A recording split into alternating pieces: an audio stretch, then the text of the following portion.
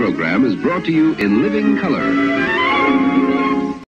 Hello there, it's me again. I was at the Goodwill today looking for an answering machine. No such luck, but I did find this, which will be very, very, very, very helpful for whenever I'm trying to view films or show films out.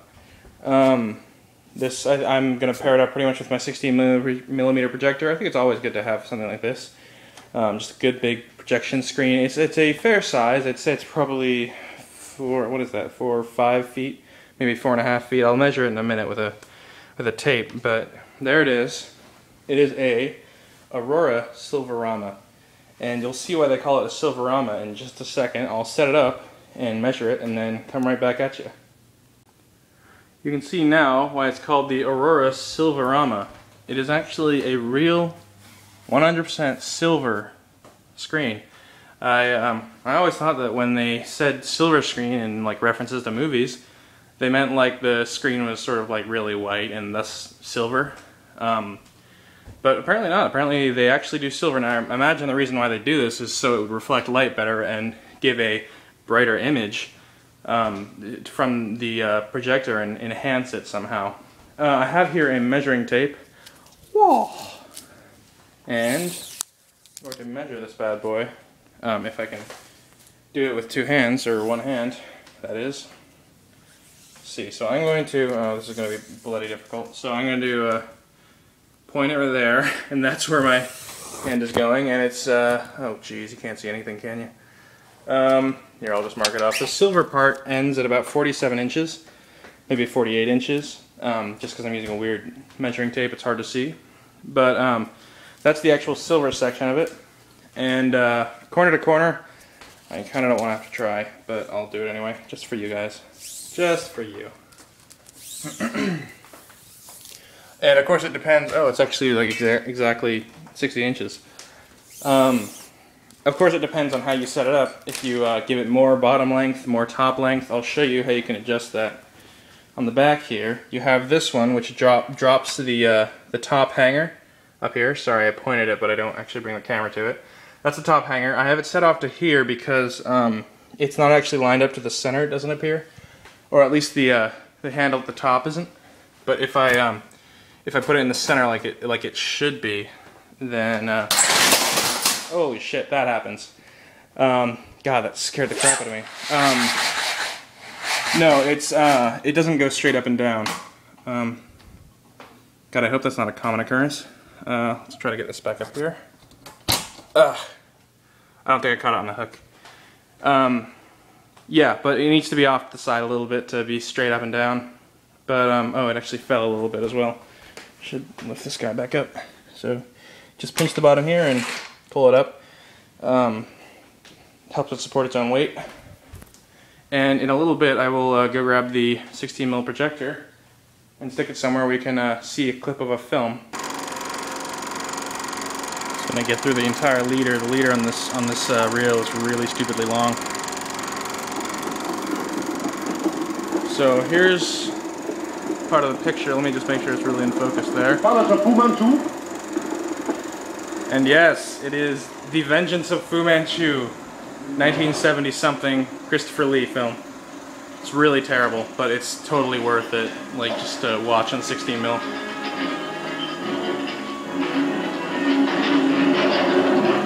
And the really warbly audio.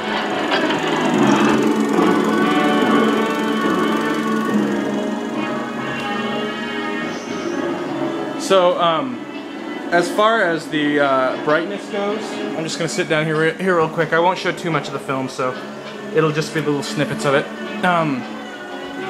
Just because I've had Content ID matches on YouTube before and it's not fun.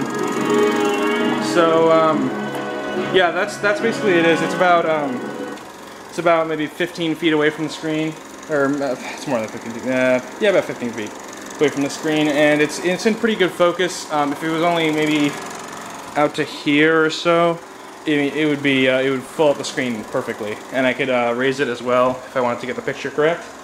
But yeah, the silver screen actually doesn't make that huge much of a difference. I'd actually say that it would probably show color better if this were a true. Wait for it.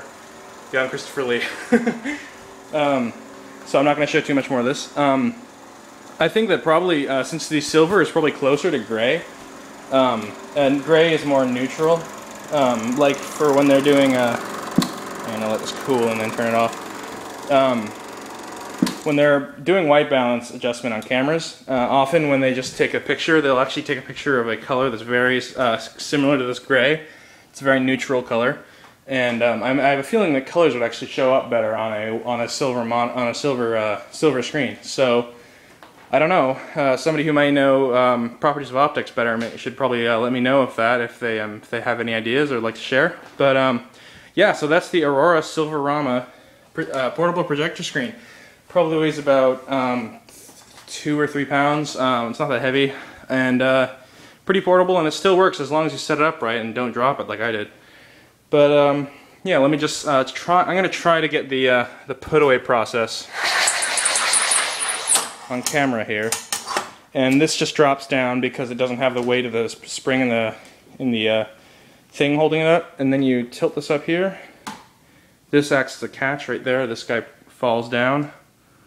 It's quite a tight thing. I'm gonna help it go down slowly, and okay, right that keeps it from moving around when you're traveling. And then you simply, well, not so simply, but need to sort of lift this up. Oh, that stuff! Ow! I like had it underneath my chin. But yeah, that's the, as I said, the Aurora Silverama. Very cool little screen. Very handy, and I got it for a really good price. I got it for $10 at Goodwill. Some of them were going for $20. They had a big pile of old projector screens. Some of them were going for $20. Some were $15. One was $6, but the $6 one was broken and it had a few pieces missing. So I grabbed this one because it was the next to cheapest, and I like the color and I like the scheme. Not the scheme, but the design of it. A little flimsy. Legs are a little bit easy to bend if you're not careful. But yeah, pretty cool. So thanks for watching, you guys. Have a great day.